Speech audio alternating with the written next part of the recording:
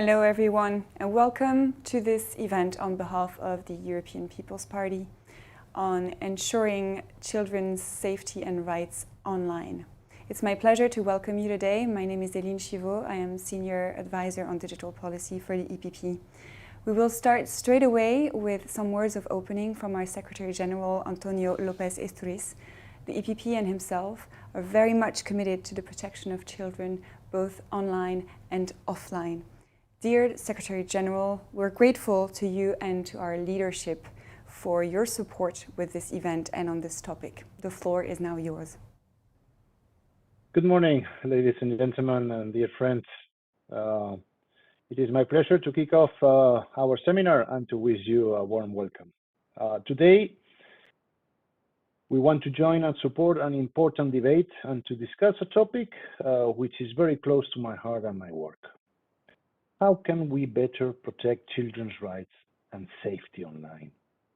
I believe that children's rights should apply universally, and their presence and hits should be recognized online the way they are offline. But at this moment, this is not the case. Also, not in the real world.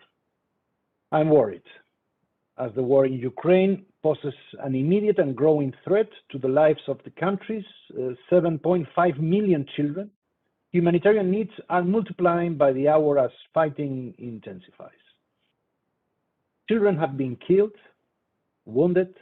Over 1 million children have fled their countries and their families and seeking safety and protection. And I worry about all these children who remain in Ukraine, in the middle of a horrific conflict. Homes, schools, orphanages, and hospitals have all come under attack. We share our support to organizations and volunteers that are working hard night and day to provide vital humanitarian supplies and essential services, including shelter, health, education, water, and sanitation. Our diplomatic and economic efforts must be pursued to find a political solution and end a war that has unspeakable and irreversible consequences on people and on the most vulnerable, children. Turning to the virtual world now, children's safety online has become a global issue, which is now a tipping point as well. We are talking here about serious children's sexual abuses and exploitation online. And this is a grave violation of children's fundamental rights. The gravity of these crimes may be quite well understood, but the scale is not. So let me recall some concerning facts. 1 in 3 users of digital services globally and 1 in 5 users in the European Union is a child. According to the Council of Europe, 1 out of 5 children has experienced some form of sexual violence. Studies from Sweden have shown that week-to-week experiences of children, 80% of 10 to 13-year-old girls said that they had received unwanted sexual pictures. Let's keep in mind that these numbers are probably worse, because this remains an underreported crime. Children in Europe are even more exposed.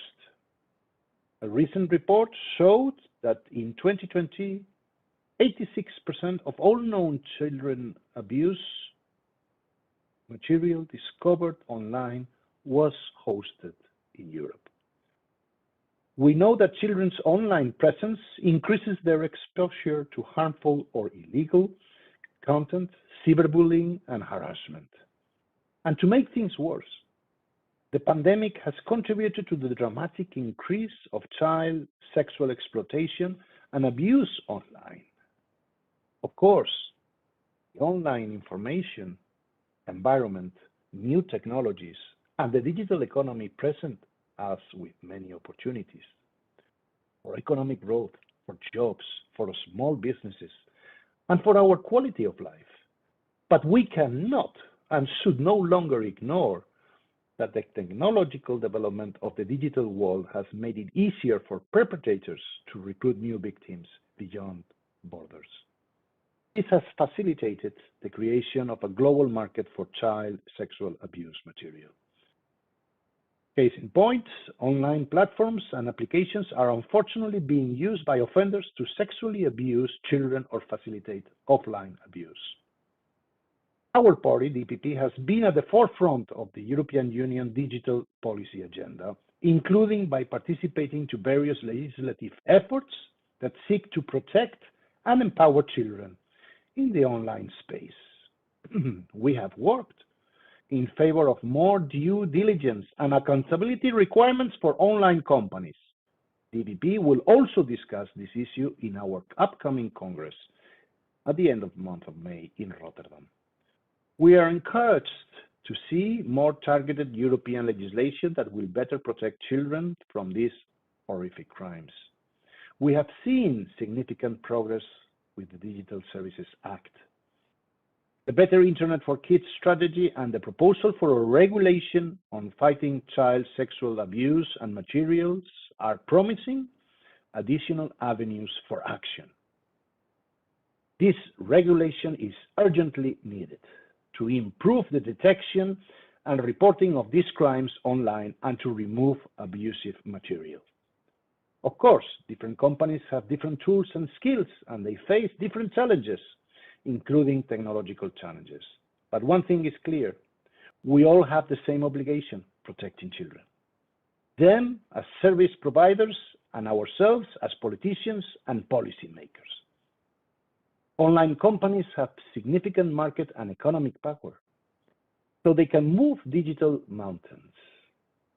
But given the scale, scope, and severity of the issue that we are talking about today, we need to think how we can turn technological capacity into legal obligations with proportionality and in consultation, even when we are facing reluctance.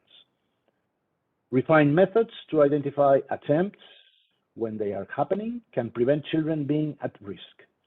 Detection can literally save a children's life. There is an increased level of sophistication in grooming and in sharing of abusive material, and also in the production, but we have to find solutions. The EU law will lead the way. Regulation will provide the legal clarity and the obligations that are needed, but we can do more. And we need to chase perpetrators, but not only, we must also make digital environments a safer place for children where their rights are being secured and respected. We need to invest our resources, expertise, and capabilities. Current levels of investment from governments, online companies, and the civil societies are not sufficient to address the threat given its scale and scope. Many law enforcement agencies are overwhelmed, under-equipped, and underfunded, and so they cannot keep up with the threat. We also must protect analysts who help in the fight against children sex abuse, those who take on the heavy mental toll to look for this material, to review and to report those crimes every day. But also, we know that designing online services is a job done by adults. And these services are not trained on the ways in which children experience the world.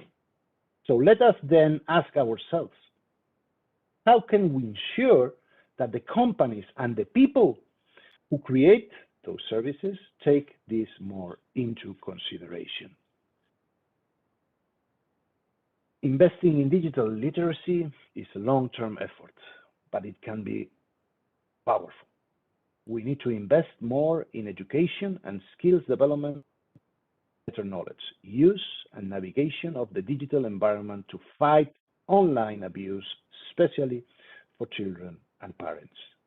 It is in the interest of children, it is in the interest of society, and it's in the interest of the companies themselves. And I will end this saying that when it comes to preventing and combating child sex abuse, advocates of privacy have multiple tools. They have a lot of followers and even more lobbyists but the last will represented voice is that of the child. Children too should be heard. Ladies and gentlemen, I welcome you again to this event, and I wish to give you a warm welcome as well to our expert speakers, my good friend Javier Zarzalejos, member of the Spanish Parliament, Leonda Barrington Leach, Director of International Advocacy and Head of European Affairs for the Five Rights Foundation. And we are also grateful that is with us today Guillaume Landry, the Executive Director of EDPAT International. At last but not least, we would also like to thank Almudena Lara, Global Lead of Child Safety Policy at Google, a company that is in the heart of this issue. Given the critical role of this company, it will be very interesting to listen. With all of you, we learn more about what legislators, civil society, and online companies are doing and we can do to better protect our children online. I look forward for our discussion.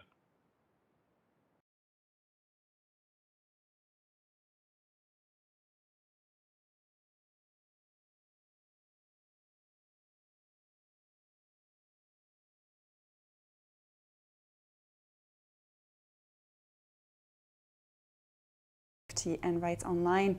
As mentioned, making digital environments a safer place for children where their rights are being more respected and secure, it is a key priority for the EPP. And what we see today, though, is that it's not the case online. And things are more and more complex. It's difficult to protect children from a whole world of information, images, stimuli, a word which can be wonderful and make people more creative and free, but it can also expose them more. And this world is difficult to monitor. Just as in the real world, you can find great humans to connect with, great readings and knowledge, but you can also find predators and have traumatizing interactions. Now we have this new EU legislation indeed that our secretary mentioned, which will be presented on March 30th, and that aims to tackle child sexual abuse online. So the timing is definitely ripe to discuss this with our guests today, and we want to hear them out. We want to hear what are the challenges, how can we use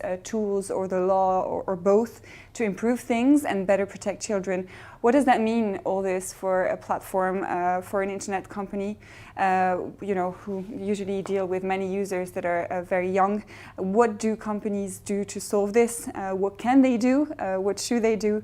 What is the voice of civil society? What can they say about this? What do they recommend? And how can our policymakers also shape the laws to transfer the safeguards that exist offline into the virtual world? So we are very pleased to have 4 great panelists today to dive into the topic, first with opening remarks, which will be followed by a more interactive conversation, and we'll wrap up by making sure that we give some time for questions and answers from our audience and with our guests. Our event is broadcasted live on our Facebook page. It is also live on our YouTube page and on our website, epp.eu. Now I'm going to turn to our distinguished panel. It's my pleasure to moderate this conversation, and I'm going to give the word first to Javier Zarzalejos, who's a member of the European Parliament with the EPP Group and Partido Popular. Mr. Zarzalejos, thank you so much for being with us today. The floor is yours.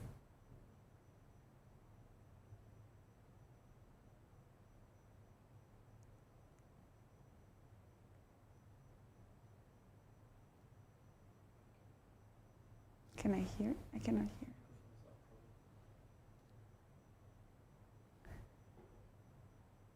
I think. To whom I'd like to thank for their long-standing commitment in the fight against child sexual abuse.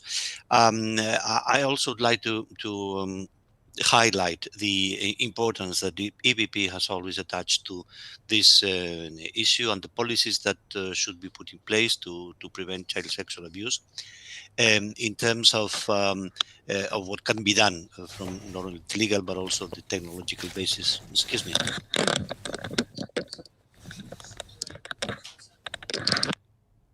Then To start with, I think that I'll use the time allocated for the introductory remarks to reflect what has been said by Europol in its latest Internet Organized Crime Threat Assessment, YOCT, because that provides a very worrisome on one hand, but very accurate picture of what the situation is and what are the challenges that we are facing. According to this report, in very reliable source such as Europol, the production and dissemination of child sexual abuse material remains a major concern, which might sound obvious, but has to be reminded.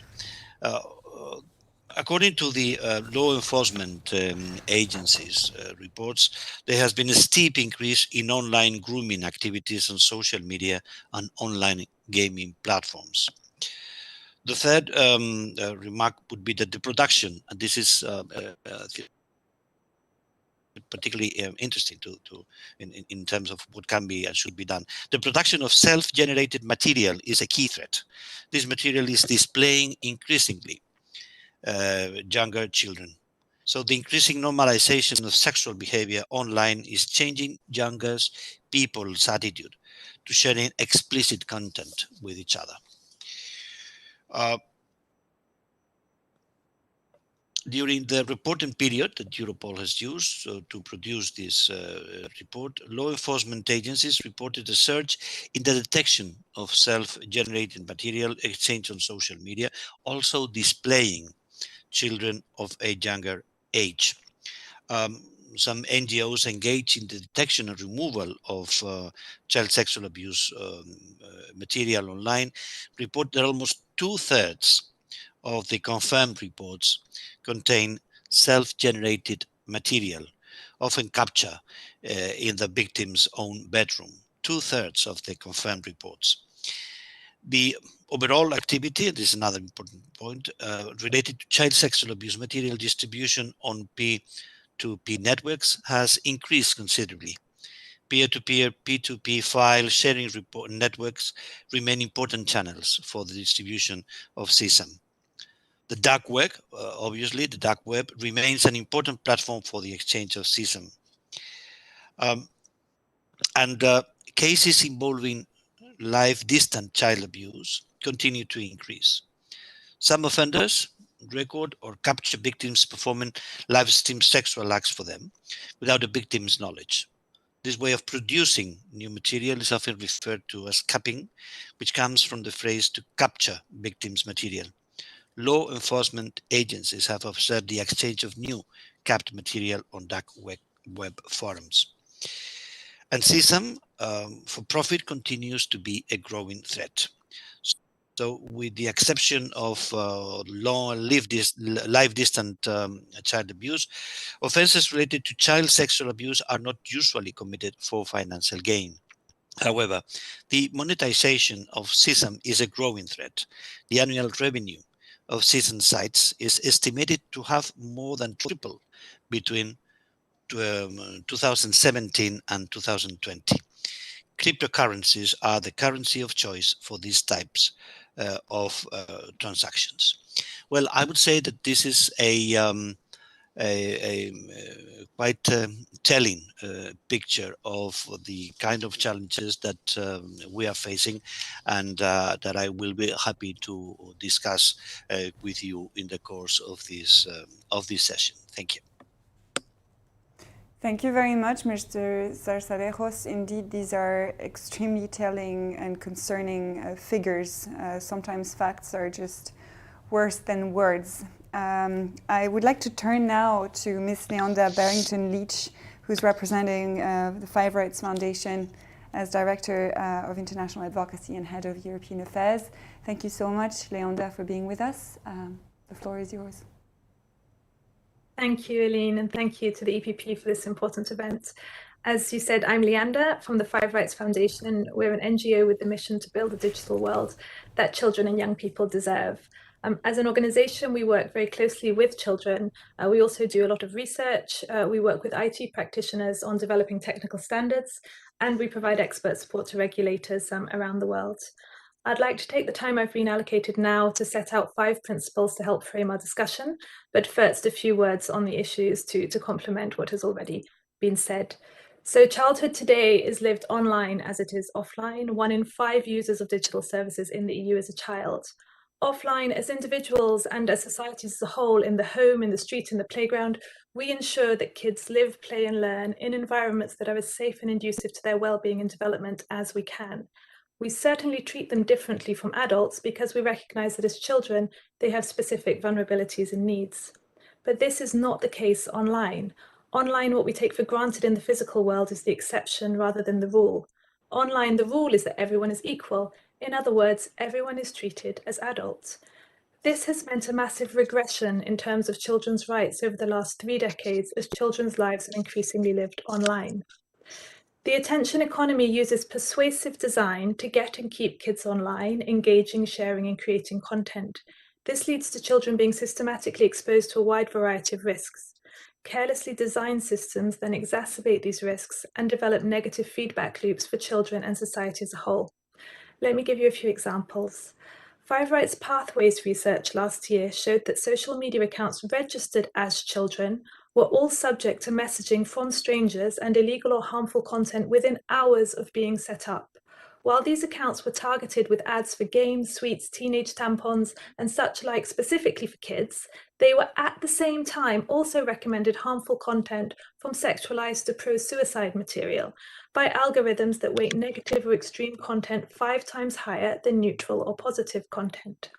So what does this lead to? Consider, for example, addiction. 4 in 10 children say they rarely disconnect from social media, and various studies find between 1/3 and half of kids worry that they're addicted to the internet. Consider commercial exploitation. Many online games are deliberately designed to extract as much money as possible from players. Essential aspects of the game, such as energy and experience, appear as resources that deplete before the player's eyes, with the option to pay to improve gameplay. 80% of apps marketed as suitable for 5-year-olds contain in-app purchases. 15% of kids have stolen money to pay for loot boxes. And multi-billion-dollar platforms such as TikTok and Roblox depend on children for free content creation. Or consider body image. 80% of girls have considered changing their appearance online, and many will not post without using a filter.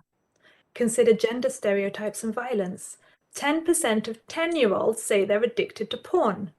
80% of girls say it is common to be put under pressure to provide sexual images of themselves. Or let's consider, as the previous speakers have, child sexual abuse. More and more child sexual abuse material is self-generated by kids, driven by groomers exploiting features such as friend recommendations, live stream, direct messaging, and popularity metrics. The fastest growing category of CSAM is self-generated and involving 7 to 10-year-olds. And just to be very clear about the vicious circles we're creating, 70% of people who view child sexual abuse material online first viewed the material when they were under 18 themselves. 40% saw it first when they were under 13. 51% say the first time they saw CSAM was accidental. Similar vicious circles drive, for example, gender-based violence. So how can we make sure the digital world is one where children can thrive? First, we must recognize childhood online. A child is a child until they mature and not until they pick up a smartphone. This sounds really obvious until you recall that for the most part, the current age of adulthood in the digital world is 13. A child of 13 is not an adult, and in many ways, older children are at greater risk since younger children access fewer products and services, have greater adult supervision, and spend less time online. All children deserve protection. Second principle, children have existing and established rights which apply online as they do offline. We do not need to reinvent the wheel. The prescriptions of the UN Committee on the Rights of the Child General Comment 25 include, and I cite, that in all actions regarding the provision, regulation, design, management, and use of the digital environment, the best interests of every child must be a primary consideration. that children must be protected from content, contact, conduct, and contract risks, that businesses must undertake child rights due diligence, in particular child rights impact assessments, that data protection, privacy by design, safety by design, and other regulatory measures must ensure that businesses do not target children using techniques designed to prioritize commercial interests over those of the child. And those are just a few of the provisions. So 3, picking up on that safety by design. The digital world is almost entirely privately owned and human built. It is a system that can be engineered and optimized for any purpose. So optimizing for growth is a choice. Optimizing for ad revenue is a choice. Optimizing for engagement is a choice. Optimizing for children's safety, or as we currently have it, failing to optimize for children's safety, is a choice also. Safety by design, starting with a risk assessment and then a mitigation strategy, or purposefully designing for well-being and child users should be an industry norm. Undoubtedly, there are some sacrifices needed from shareholders or from time to time from frictionless convenience for some adult users. But for the most part, it requires the sector to do what it does best, provide a personalized user journey, in this case with the understanding that the user is a child. Child-centered design is rarely a question of innovation or technology. It is almost always a question of corporate and political will. Fourth, we should not ask children to hold the responsibility for badly designed systems. In our work with children, we have often observed that those children that have done e-safety courses have a tendency when something goes wrong to blame themselves. Why? Because most digital resilience is geared to bad actors and bad behaviors, but fails to explain how the system promotes bad outcomes for kids. This sector is responsible for 25% of world GDP, but still there is an idea that young children should be resilient or responsible for navigating its pollution. For absolute clarity, of course, children should be digitally literate, but that is not instead of creating a digital world that has already been designed with them in mind. And finally, digital equity and empowerment. Without dealing with ubiquitous porn, misogyny, race and religious hate, misinformation and scams, moderation in different languages, oversight of datasets, algorithmic bias, etc., then children will be denied meaningful access or will be disempowered when online. A lack of safety holds back progress for all, but it's particularly regressive for girls and for minority groups. Child online safety is an essential part of equity and empowerment, including the opportunity to have a stake in building and innovating our collective future. So practically, how can we implement these principles? Firstly, we need to lay down the norm and specify in our digital legislation, the Digital Services Act, the AI Act, the Product Safety Regulation, that a child is anyone under the age of 18. Children's rights apply wherever children are in practice, as in across all platforms and services that they use or that impact them, big or small, and whether or not they are specifically designed for children. Children have a right to access. We should not just shut them out. Children have a right to high levels of protection by design and default, and the best interest of the child should be prioritized. Then the legislation on combating child sexual abuse and gender-based violence, for instance, must take really full account of the systemic drivers of these scourges and develop detailed safety by design prevention strategies. And secondly, we need to set enforceable minimum standards for age assurance to ensure it's proportional and privacy preserving. We need standards for child risk assessments, for design, for data protection, and for terms and conditions. These should build on the existing IEEE standard for age-appropriate design, which was developed based on 5 rights principles, and the age-appropriate design code for children's data protection. So let me finish with just a couple of words about parents. You would not expect a parent during the school run to check the airbag, the steering wheel alignment, the speedometer, to check that the brake pads are working or that the road signs have not been removed. For those things, you rely on the manufacturing standards and on the Department of Transport. A parent's job is to check the wing mirror before they pull out. This is what we need to do with the digital world. This is not a problem solved by parents and children, but rather a question of product safety and sufficient regulatory oversight. Because until we have a system in which safety of children comes before optimization for profit and growth, we will not have the digital world young people deserve. Thank you. Thank you very much, Leonda. This was a great overview of the problem and some of the principles that you hope can be better integrated online and how to really implement this in practice, and especially keeping in mind that simply recognizing that a child is a child online is already a first step. Thank you for your commitment and your energy today to help us raise awareness on this issue. Now I'm going to turn to Guillaume Landry, who is Executive Director of ECPAT International, ECPAT being an acronym for End Child Sexual Exploitation. Thank you very much, Guillaume, for being here. The floor is yours. Thank you very much. So this is an opportunity for me. I will share my screen. Hopefully you can see it well. So I'm still old school now with technologies such as PowerPoint. This is an opportunity to introduce you maybe to the work of ECPAT International.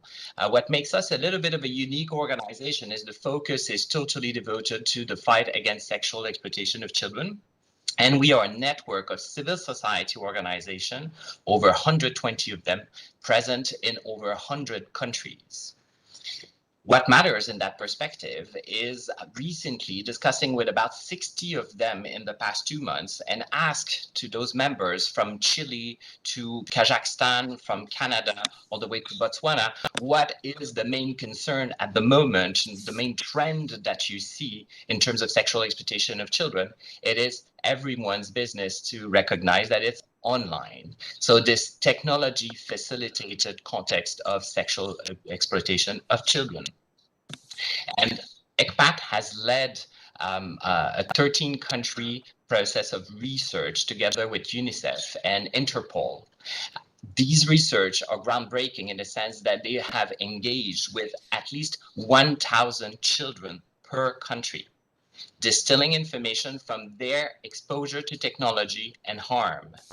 And what the account of those studies are showing at the moment is how common this kind of situation is, how concrete it is. And what's very important is that this is not just a question of Europe and North America.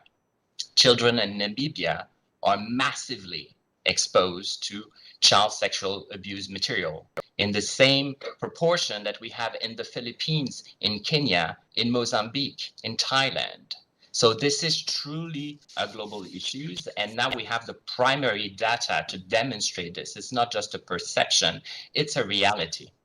What's also particular for ECPAT is having members in 17 countries of the European Union. These civil society organizations provide some of them direct services to victims. They're doing prevention, law and policy influences at different levels. And for that aspect, we have a project that is looking at mobilizing that expertise in civil society organization. It's a major shift as well for NGOs to be able to adapt the services to children to the realities of the harm that they encounter with the technologies. It is very different to provide services to a victim of sexual exploitation before in the world that occurred many decades ago, which was offline. Now that when you add the recurrent exposure of that material over a period of time, it changes completely the dynamic of rehabilitation of those victims. And that's something important to keep in mind. An aspect that I wanted to share is the result of a poll. So hopefully you will hear the sound of that short movie.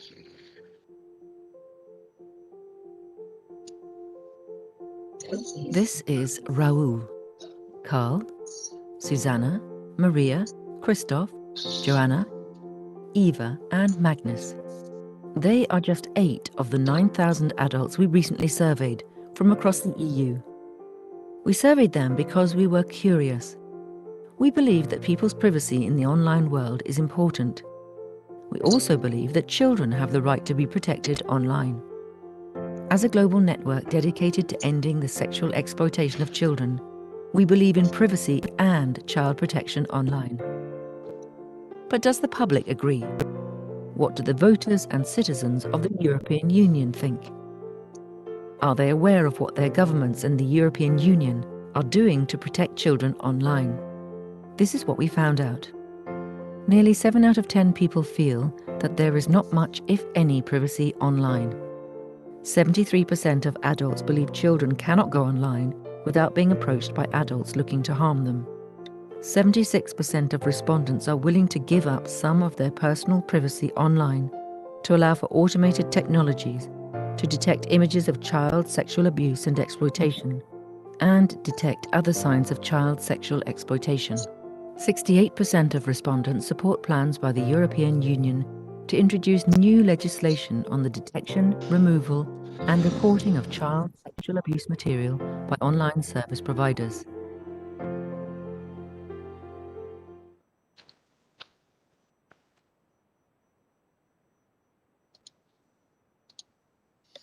There we go. Sorry about this. And moving to my last slide, don't despair.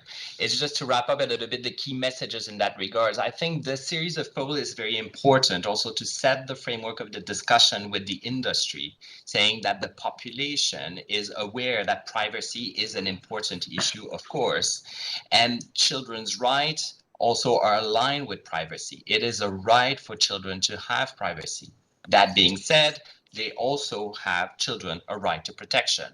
It's not a matter of choice. We need both. That's very important. And for that matters, we need to look at self-regulation that has taken place for quite a while and say it has not worked. It has failed to protect children because the law does not compel the business sector to report, to do their duty in that regard. So for the forthcoming legislation, legal requirement for proactive deployment of technology by online platforms to detect, remove, and report child sexual exploitation. That includes end-to-end encrypted environment, and also through images, as well as communication-based aspect on those technologies. And that goes with pair with robust safeguarding. So that means that this legislation would open the ground to continue working those things, but it's a minimum requirement to make sure that online environment is adapted, child-friendly, and protective, as well as securing the safety and privacy of children. Thank you. Thank you very much, Guillaume. That's also very interesting that you've taken us, thanks to your work, a little bit beyond our European scope, as this is definitely a global issue that is bigger than us in our usual geographic focus. And thanks for insisting as well on this right to privacy, which children obviously have. And I keep in mind how you've been quite assertive in saying that self-regulation hasn't worked and actually failed to protect children, and that you're calling for this legal requirement for more proactivity in using technology for detection, removing content, etc. Now it's a great transition to our last but not least speaker, Almudena Lara, who's a global lead on child safety policy at Google, because this is definitely a company that is dealing with this issue on a large scale. So thank you very much, Almudena, for being here, and please, yes, the floor is yours. Thank you, and thank you to the EPP and to the speakers today. And it's such a pleasure to be here and be able to discuss these really important matters with all of you. Just want to reflect what is obvious, that technology plays a key role in all our lives, and in particular in the case of children, who many of whom have been born in a digital world already. And we have seen how important it has been during the pandemic, and how it has helped children to stay connected with friends, with families, and to continue to access education. When I talk about Google and I represent Google, I also want to make sure everybody understands that we are talking about a very broad range of services here. So Google is Google Search, is YouTube, Google for Education, is Chrome, is Android phones, it's Photos, Drive. It's a lot of services that play a really key role in the lives of adults and as well of young people. And I think it is right to start having this conversation about how we can ensure that kids and teens can have more age-appropriate, better experiences online. So this is a very timely conversation, and I will make also references in particular on how to protect children, the role that Google plays in protecting children from sexual abuse and exploitation. When it comes to giving children appropriate age experiences online, I think the first thing from a technology point of view is that we need to make sure that we design the right experiences for children. This involves designing with children, including teenagers, in mind, and designing with their safety, their well-being, and their enjoyment in mind. So just to give you an example, Google developed YouTube Kids as a standalone platform to support children accessing age-appropriate content. But then we realized as well the limitations of YouTube Kids. YouTube Kids appeals mainly to very young audiences, and it left a gap between very young audiences and the age of consent, which is when children can rightly access YouTube as a main service. We know that even teachers were directing children under the age of consent to access content on YouTube, partly as part of the useful educational resources available on YouTube, and we realized that created a gap. So what we did recently is to develop YouTube supervised experiences, which allow young people to access YouTube in a more supportive way and with restricted content and restricted functionality. So for example, when they are in YouTube and with a supervised experience, they cannot upload content and they cannot chat with other users, which we think is part of the more protective experience that should be given to children. The second is the point that I want to make is that we need to give families the right tool to choose what is best for their families. And I do completely agree with Leander that this is not about offloading the responsibility onto families. This needs to complement the wider responsibility of tech companies to design products that are appropriate for children, but it needs to also allow parents the tools to customize their experience for their family, as not all children are the same, and not all the families are the same. And at Google, that is important because we are a global family that covers many, many markets and many, many family circumstances. So Google offers Family Link to support parents to set up the account for their children and gives them the ability to monitor the time that they spend and the apps that they can access, for example. The third point is that we need to ensure that there are strong protections for all users, especially for minors. So we work to create safe environments where users can have positive experiences online. So for example, the community guidelines on YouTube set the rules of the game and establish what content and what comments are allowed and those that are not.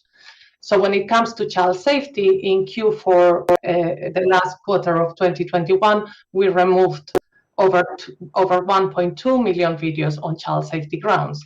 So these are videos that are seen to endanger children.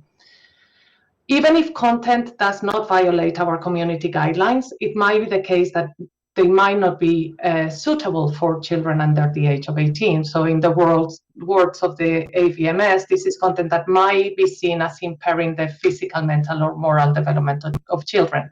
So this content might live in our services, but is gated. So children under the age of 18 cannot access videos that use that actually are seen to classify as mature or not suitable for under 18s. And we also turn on safe search by default to users under the age of 18 to filter out sexually explicit and violent content on search. And I agree with the conversation today that when it comes to strong protections for children, protecting children against child sexual abuse and exploitation is absolutely paramount. So at Google, we have 4 main planks to our approach to fighting child sexual abuse and exploitation. And those are detect, remove and report, deter, and collaborate. So when it comes to detect, we do what we do best, which is develop technology that allows us to detect child sexual abuse material at scale and to prevent this from being spread online. So we have invested heavily in hash matching technology, both for images, still images, and videos.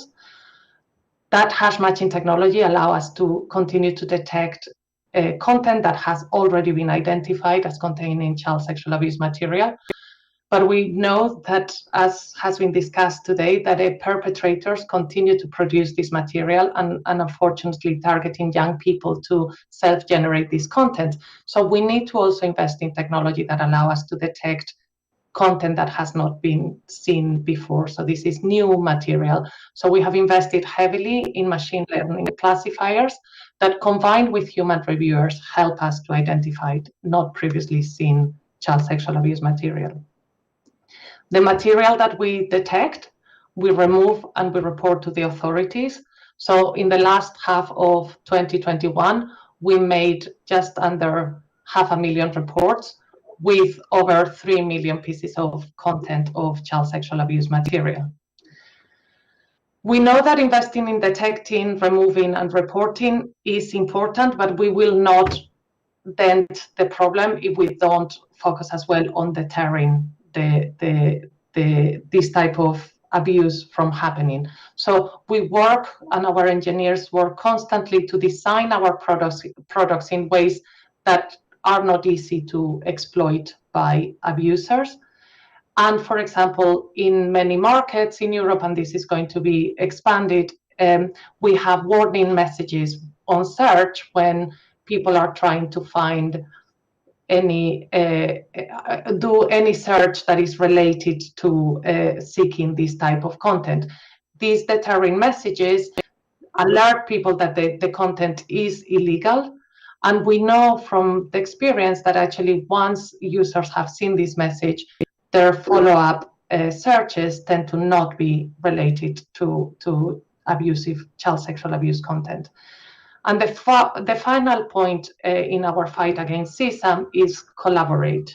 We know that this is not a problem that any single player in this space can solve alone. So we need to collaborate, and we collaborate extensively with organizations operating in this space. So in Hope Network and the We Protect Global Alliance, we are part of the technology coalition that brings together technology companies to share information and collaborate in the fight against CSAM. And what we do as well in collaborate is to put our technology to the service of others so that others can use our technology to continue to detect this content as well in their services to strengthen the ecosystem. So just to finish, to say that we really look forward to seeing the Commission's upcoming proposals for the new legislative framework to strengthen the fight against CSAM.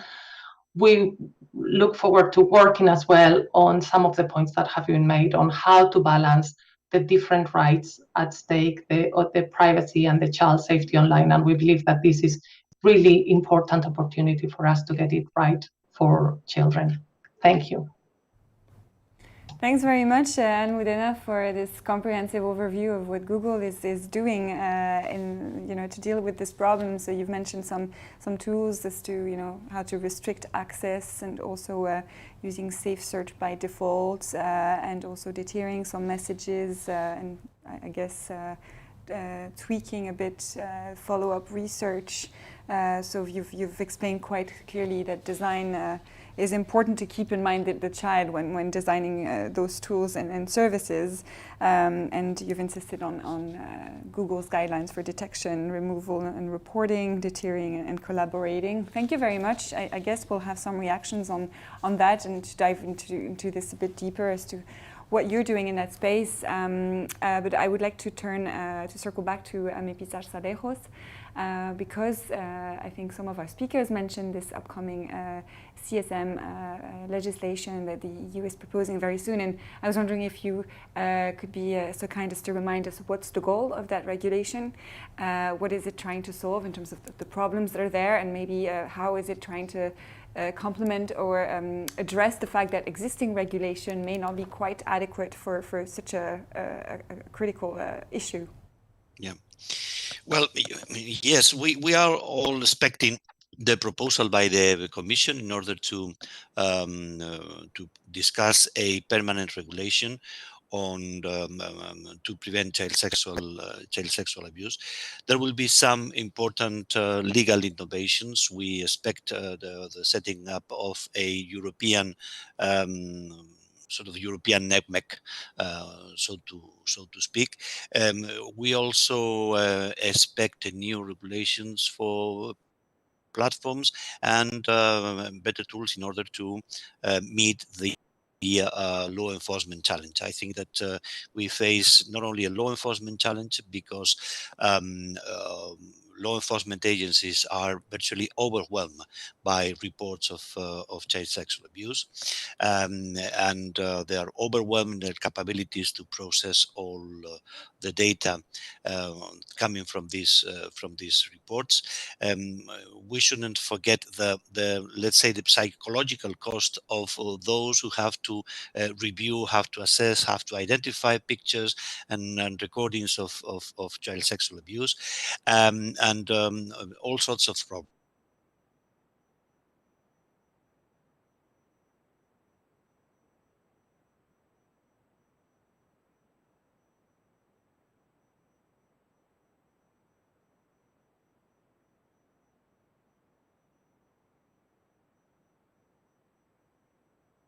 Europol, precisely to allow the agency to process large data sets, and thus being able to cooperate closely and more efficiently with law enforcement agencies of member states. But also we have a technological challenge, and it is clear, and it's something that has been mentioned repeatedly in the previous interventions.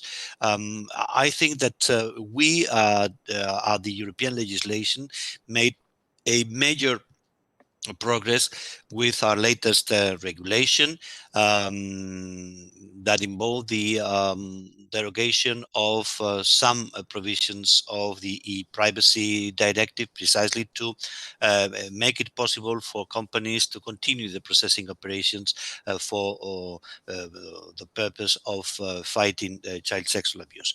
Let me remind that along with the already known material, which has gone through the process of hashing, we introduce specific provisions allowing the use of technologies to detect and to identify newly produced material, as Almudena has just explained. And we went even further, allowing technologies already developed to detect grooming on this conversation based tools. But at the same time, I have to say that we do expect the platforms to continue to invest heavily in order to get these technologies to mature enough in order to let's say to prevent the suspicions on their efficiency, on their accuracy, and also to prevent legal challenges that might appear. We are still walking on thin ice on this respect, because the less developed these tools are, the more safeguards that we as legislators have to introduce in order to prevent the misuse of the unintended results in the application of these technologies. I do think that based on the progress we have made, not only in this regulation, but also we have addressed the issue of illegal contents, how to detect and remove and report them, for example, in a new regulation on terrorist content online. Based on this progress, I think that we can have a very fruitful conversation on the basis of the proposal by the Commission. But also let me share with you my concern, because we haven't seen the proposal of the Commission yet, and I have to remind that we have started the second half of this Parliament, so there are 2 years left for our legislative work, and there is a sunset clause in the regulation on the derogation of certain provisions of e-privacy directive. So we can find ourselves in a situation where the sunset clause of the existing regulation applies, while at the same time we haven't been able to pass and thoroughly discuss and approve the permanent regulation that the Commission is committed to put forward for the consideration of the Parliament and the Council. So I think that we have to work closely together, but also at the right speed to be able to not to miss the targets. Thank you very much, Mr. Zarzalejos. I'd like to ask Leonda of Five Rights Foundation to react, and whether you, Leonda, what do you think when you heard Mr. Zarzalejos telling us more about what we can expect, or what is important to keep in mind with this new regulation, and how do you think that existing laws and strategies of the EU could be improved or could take into consideration to include more safeguards for children? Yes, thank you, Aileen. We are also very much looking forward to the proposal of the Commission. The roadmap suggested that the focus would be on the monitoring and reporting, which is of course very important, and on the setup of this centre, which is an excellent initiative also. But we do hope that there will be strong provisions for safety by design, because as I set out, although this wasn't necessarily the thinking of the Commission to start, it is absolutely critical to work on. I mean, it's supposed to be about prevention, and if you really want to prevent, you have to work on the design of systems and not just on victims' rights and criminal justice. So we're very hopeful that the proposal of the Commission will strongly take this into account, and if it doesn't, then we will certainly be counting on the Parliament and the Council to rectify this and take a broader scope. I have a follow-up question on that, because if I'm not mistaken, your founder, Lady Biban Kidron, pioneered some of the legislation in that field in the UK. And I was wondering if you could briefly tell us, looking at what the UK has been doing in this space, and I'm thinking in particular of the UK's Children Code, what do you think may be overlooked or should be taken into account, let's say, by EU policymakers, perhaps inspired by the UK's Children Code? What may be missing, or what should it really make sure to include in its radar, looking at this piece of regulation on the other side of the channel? The UK Children's Code, which is the age-appropriate design code, which was indeed introduced into law by Baroness Biban Kidron, who's the founder of Five Rights, is very particular in that it's based on GDPR. So it's based on the provisions of GDPR for the specific protections required for children's data, and sets out in detail what companies do to ensure these specific protections. And so it's based on EU law, but hasn't yet got that kind of detail in EU law. Data being, the currency of the internet, following the data is of course very powerful to ensure a broader protection of children's rights. And in this case, what's particular about the age-appropriate design code is, first of all, that it says very clearly that the age of childhood is until 18. When we're looking at EU law, often there's talk about minors, which frankly complicates things, I think, for companies also, and for the internal market as a whole, because a minor is defined by national legislation and can change by country and by issue. So it's very important, and it's certainly a strength of the UK approach, including also now in the online safety bill, that we talk about children and not about minors. And that's also because the age of majority is often confused with the age of consent, which, as we said, is 13. And as Almudena mentioned, there's this like YouTube for kids, so the idea was, under 13, so then you have the age of consent at 13. But giving consent to either as a 13-year-old or a 14 or 15-year-old, or as a parent or guardian for the processing of data, is not at all the same thing as giving consent to throwing away all of your rights and being treated as an adult. So the age-appropriate design code makes this very clear, and also it uses the concept of likely to access. So as I said before, it's very important to follow the child and not to focus on specific services that are, for example, primarily directed towards children, but to ensure that children are protected wherever they are. I highly recommend the Age Appropriate Design Code as a very solid basis, which has inspired now the fundamentals of age appropriate data protection in Ireland, and similar codes across different EU countries, including France, Sweden, and the Netherlands. And there's now an age appropriate design code being debated in California. So this is really at the moment the gold standard, which the EU can take as a basis for considering how safety, privacy and safety by design, the two being, as Guillaume says, very, very interlinked, can be rolled out in practice. And this can certainly provide some of the elements to provide safety by design in the upcoming legislation on child sexual abuse.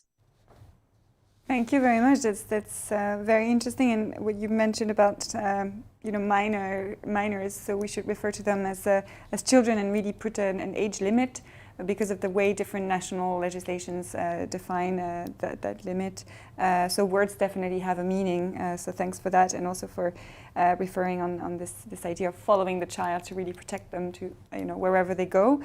Before I turn to Guillaume, I'd like to have the reaction of MEP Sarsadejos. Are you planning on looking at the UK's Children Code in your work?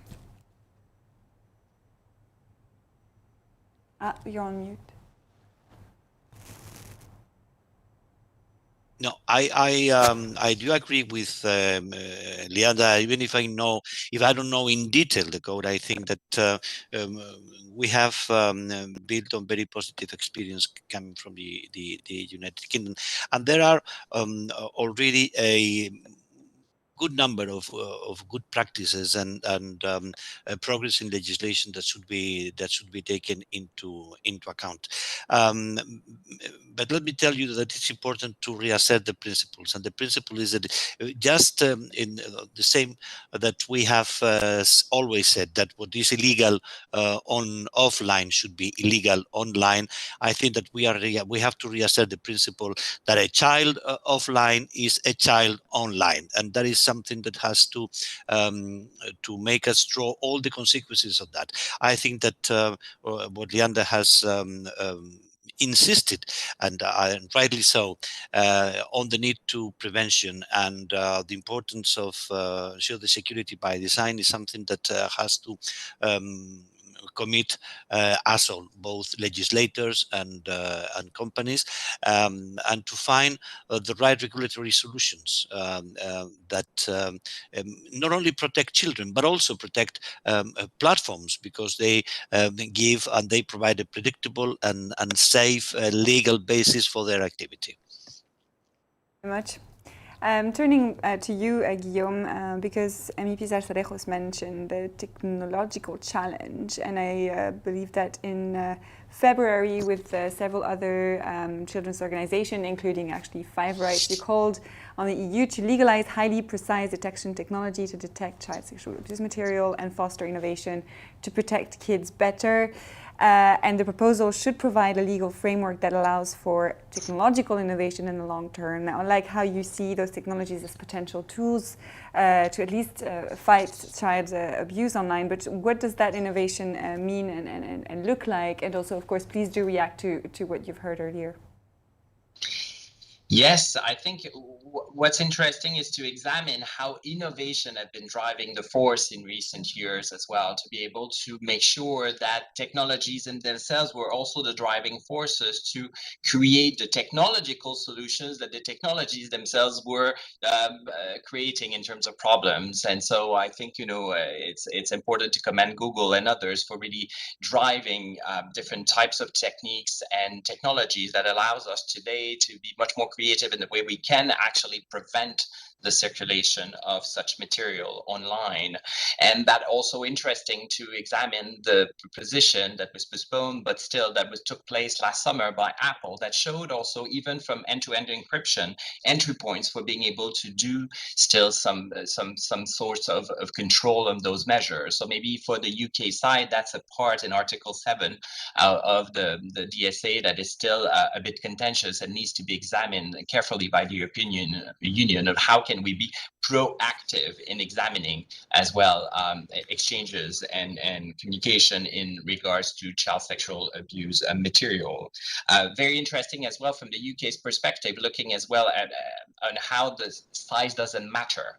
So that's going to be an issue right now with the 45 million users limit that has been put by EU, leaving a lot of the actors in the sector outside of the remit of the current regulations. And so I think the model in the United Kingdom is very interesting to expand to all actors. It's not because you're small that what you do is safe.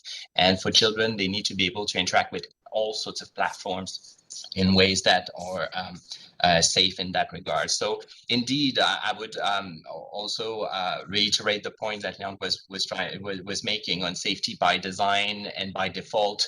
These are really sort of two key pillars of how we should move forward with the development of the private sector. And I think also in terms of innovation, we need to consider that children are not just the object of that legislation, but they are a subject of right. That means that, and we see that overwhelmingly in the different studies that we conduct, is children tend to know much more about technologies than their parents and caregivers. And that means as well, they need to be part of the solution when it is time to think about the most appropriate strategies to talk to them, to reach them. It's not just about awareness raising. And there's a bit of a challenge to be made to the existing ways that we're approaching safety education with children, where we see that the messaging is not necessarily conducive to developing a culture of safety online. And so there's really a lot of space for improvement and making sure that the involvement of children is meaningful. It's not just about collecting information, whether or not they've been exposed to such material, but it's also to say reactive to solutions, proposing ideas, being part of the solution. So I really hope as well that the process of examination for the forthcoming legislation in the European Union will be an opportunity to engage children in the European Union in that conversation. I think this would be a formidable driving force to create also, the legislation is only the start. And so that the culture that needs to happen and that conversation nationally in the 27 member states is critical for the way after the legislation. So that's a key part, I think. Thank you very much. I keep on saying education doesn't get a lot of interest because it's a long-term investment and you tend not to see the results straight away. But I think this is really key indeed, and thanks for highlighting that, yeah, children are part of the solution, and that requires developing that culture of safety and raising awareness, but also involving them in a meaningful way, and also parents, of course. So thanks for that. I'd like to turn to Almuneda for Google. MEP Sarsalejos mentioned that he very much wanted to work with companies like yours to make sure that you get those tools for detection, removal, etc., and others to mature and to improve. Now, I have a few questions about that. What do you need from regulators to make sure that you get those tools to improve? For instance, we know that some of that requires more data, things like that. And what are some of the current technologies that are already helpful? What are those that, for which you see some limits, and where you can see some hope for more progress? Yeah, thank you. So one of the fundamental things that we need is to have a clear legislative framework under which we operate. So I think going forward, the CSAM legislation will hopefully provide that. And I agree with Mr. Zarzalejos about the risk of creating a gap in the system where the privacy directive derogation reaches its sunset clause, and we, especially if there are further delays or if there are very controversial aspects to the legislation and the debate in the parliament, actually any knock-on effects in terms of the delay will unhelpfully create uncertainty in the market. And when there is uncertainty, actually it becomes much harder for companies to invest and to know what's expected of us in this space. And I don't say this lightly. I think the debate, the polarization of the debate between privacy and child safety is very real, and it's very damaging. And I think we need to use this as an opportunity as well to bridge that debate and to make sure that we can continue to offer protections for children and continue to be able to detect, remove, and report this content and prevent this content from happening in the first instance within a legal framework. I think the other thing that we need is the legal framework to not to be technology neutral and to not stifle innovation. I think that there are risks when one wants to be prescriptive and wants to be add a lot of safeguards around the system that ends up stifling innovation.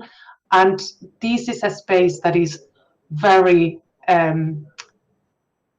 very confrontational. And by that, what I mean is that perpetrators are always 10 steps ahead of the game, already thinking about how to abuse technology in ways that actually facilitate their abuse. So legislation and safeguards are absolutely right and necessary, but also restrain our ability to really respond at speed to the challenges. I should have made the point as well when talking about the clarity of the legislative framework that anything to do with ensuring that we have consistency across the different legislative vehicles that are currently being discussed. So, for example, how the CSAM legislation is going to fit with the DSA will be really important to make sure that it does not create legal uncertainty. And then what I would say as well, the point that I made and what I think is really essential in this space is our ability to collaborate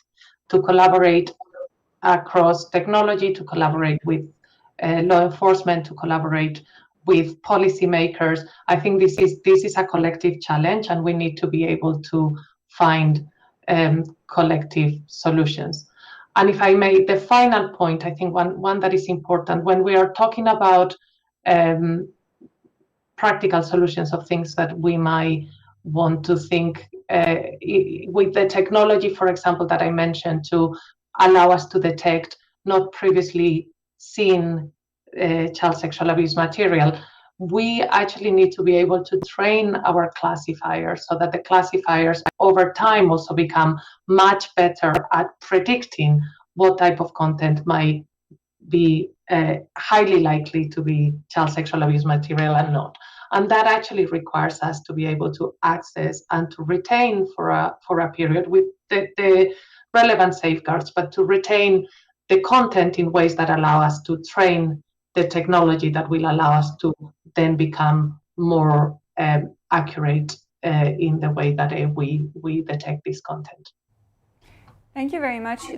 So yeah, I'll keep in mind you mentioning this is a confrontational space in the sense that abusers are 10 times ahead of you as a technology company, let alone of legislators, because we know how technology, in terms of speed, is already ahead of legislation. So this is quite good to keep in mind. Moving back to you, MEP Sartorejos, if I may, because there were a few things I wanted to get your reaction on, given Almudena has mentioned the need for a clear legislative framework, avoiding to stifle innovation, also how to avoid potential overlaps with other existing legislations like the Digital Services Act, the need for collaboration to access data and retain some of that. And I think it's our Secretary General in his opening remarks as well that mentioned, and you as well, that law enforcement was overwhelmed and under-equipped. How do we also try and solve this? Mm-hmm. well, believe me when I say that we are perfectly aware of the complexities of our legal framework. Let me tell you that we do expect that the condition for this legal strategy that we have to undertake is that the new legislation will be considered as lex specialis with respect to the general regulation on digital matters, so that will apply specifically to these cases, and will remove the application of general regulations on this issue. In my opinion, technology has to be seen not as the problem but as the solution. And I do trust in the development of these tools that would enable to detect and remove, but also to prevent the circulation of CSAM in the web. That opens up all sorts of problems, and I, exactly as I do, all the controversy about the use of automated tools, about the use of upload filters, about the proactive search in the web, and the legal restrictions that in general they are welcome because they are protecting our privacy, but the coexistence of a very proactive and I would say aggressive strategy against CSAM has to fit within a demanding framework of data protection and the restrictions to processing operation that so far we have been able to solve, and I think that the existing legal solutions adopted by the European Union, even if they are not sufficient, but are clearly going in the right direction, and I do hope that this permanent regulation that we have to discuss and eventually adopt will, as I said before, build on the progress that we have already made. But let's not delude ourselves. It's going to be controversial. It's going to be difficult, and we have to, let's say, to meet the concerns of all stakeholders. As legislators, that is the role that we have to play. Once more, Mr. Zatarejos, for sharing your insights and views on this topic. We're already going to slowly move towards the end of our event. Time is running fast. As a follow-up to what Mr. Zatarejos just said about the negotiations, the presidencies of the EU Council led by France, the Czech Republic and Sweden have committed to a joint program to better protect children, including from sexual abuse online. So we hope to see that progress being still a red line this year, as the Czech Republic will take over from France in June the EU Council presidency. Now, moving back to Leonda and Guillaume. Leonda, perhaps you had some observations to make, given what you've heard before, maybe some last points you wanted to further assert and emphasize. Yes.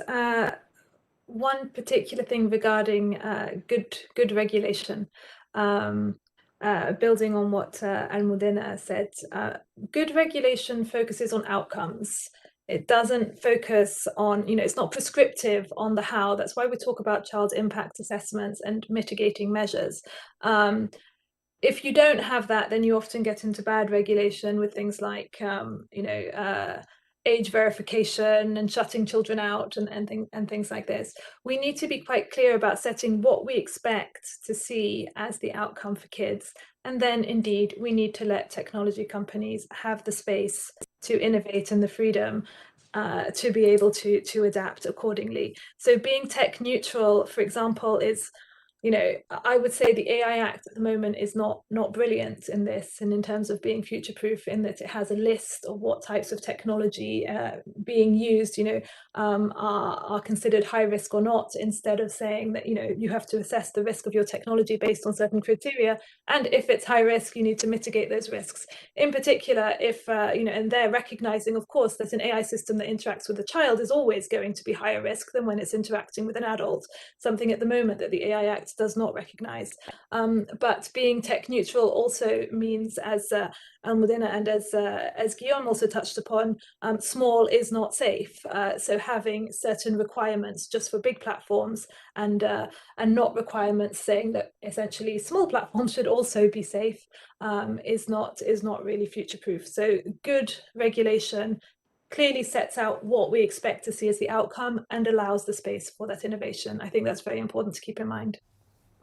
Thank you very much. Guillaume, over to you. I think also a promising element of the legislation is the establishment of the European Centre to coordinate the fight against sexual abuse and exploitation. So I think both in terms of linking technologies between the small and the bigger players in the private sector could be sort of a space where this could be facilitated. And also in terms of the law enforcement authorities, of course, all the classification of that material according to the applicable legislation nationally requires that each police service has their own ways of classifying the information, but there are a lot of overlaps in that effort. So there's a lot of space for furthering the collaboration between law enforcement authorities. Then that's absolutely needed to be able to sort of overcome that wealth of data that is available. So that's one point. Also, we need to be careful that the technological development is not just about images, but it's also about communication-based aspect of things. So the grooming aspect is really very prominent in the data that we collect from children, both on the social media and on the gaming platforms. So there's a lot more investment of time and energies and resources that needs to be put into developing technologies that would allow us to be able to monitor the grooming aspect in the communication base, and that also connects with the language aspects of things, where the use of English is clearly not necessarily the only language to be sort of examined under that spectrum. Lastly, I would refer to the accountability and the transparency. So what's very difficult with that context of self-regulation, and we need to take whatever the companies are giving us, but we are blind to be able to make further analysis of that. So hopefully that aspect of the new legislation, bringing transparency in the collection of data and more accountability towards the population, towards the government, but towards the children, will be important, so that we can work together with the private sector in making sure that we're better equipped in the future with the evolving nature of those technology. I mean, clearly the aspect of virtual reality and augmented reality is already here. And so we need to be careful in how we're going to phrase the legislation. So we're not just addressing the challenges of today, which we're already sort of finding difficult to address, but also the forthcoming challenges of those realities. Thank you very much. And I'm turning to Almudena, because I actually had in mind also this question about metaverse environments. I know this is not necessarily Google's own space, but I know that those technologies you're also developing, AR and VR. So please feel free to mention something about the impact it may have on children's safety and rights online. But I'd like to give you the word for your final comments. Yes, and I have to say, by calling me the last, you've given me a really difficult job, because everybody has said wonderful things before me, and I do agree with many. I think the point that Guillaume was making, and Leonda also has made, about making sure that we are not legislating for the problems of today, but that we actually can keep a pace with how technology is evolving.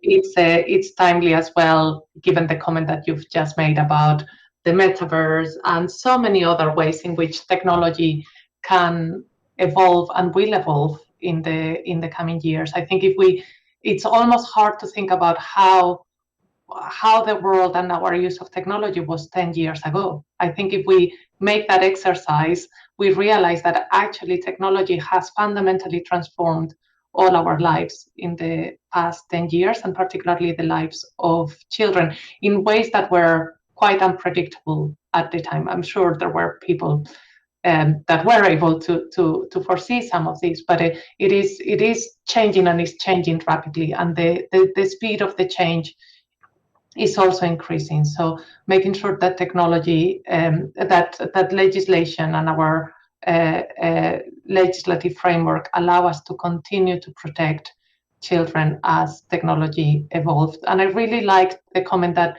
Guillaume made about making sure that we listen to children, so that we actually understand where they are coming from, and we are able to respond to the challenges as they see them. And in particular, I think it is a very adult-led framework to think about online and offline child safety. And I think we do need to start thinking about it in a much more holistic way, because children live their lives online and offline, and they move across the spaces in ways that we as adults tend to find challenging, but that is how they see the world. So that is how we need to also design so that we actually ensure that they are protected holistically. Thank you very much, Almudena. Actually, that makes me want to give the real final word to you, MEP Sarsalejos, because it seems after these three interventions that you'll have a lot on your plate. So just maybe some final words as to how you feel about the work coming ahead. We will get some help from our friends in order to bear the burden of legislating not only for the present but for the future, taking into account that usually law is said to be lagging behind reality. Well, this is a constantly changing reality. It's very difficult, but and that's why I think that the approach of Leander, it's very interesting in terms of what legislation has to aim in terms of setting out the targets. I think the European culture, legal culture, is a bit more ambitious as far as regulation is concerned, not only setting targets but also defining means. But let me also finish with some hope, because I think there is an enormous room for improvement in law enforcement, in the technological process that will give us the tools to deal with this issue, but also on education. I know this is a controversial issue, but when we've seen that 2/3 of the confirmed reports on CSAM contains self-generated material, then it means that we have a real issue in education, which is about the role that families have to play, but also the role that civil society and the education system has to play.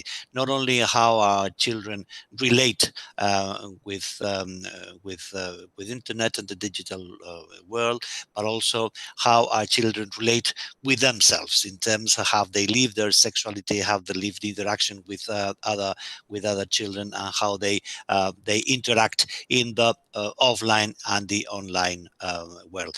That is something that I'm afraid that legislation cannot achieve by itself, but we will try to help as much as possible. Thank you very much, and we'll definitely follow you in this work and this process. Well, thank you very much to each of you for your contributions and your time, and also to our audience. And thanks to you all, our guests, for having raised awareness about something that's very complex, very critical. Clearly, we were only scratching the surface, and I really appreciate your commitments, each of you, on this issue. I know our Secretary General does as well, and thanks to you very much for your thoughtful contributions. I'd like to thank, of course, my team, which has been very supportive in building up this event, and to our leadership, again, for supporting this too, just so that we can continue with all of you, with each of you today, to be an interlocutor on this very important topic. Well, thank you very much. I'll let you get on with your day, and I hope we meet to further discuss this in the next month. Thank you all very much. Have a nice day. Bye. Thanks to you. you. Have a good day. Have a good day too.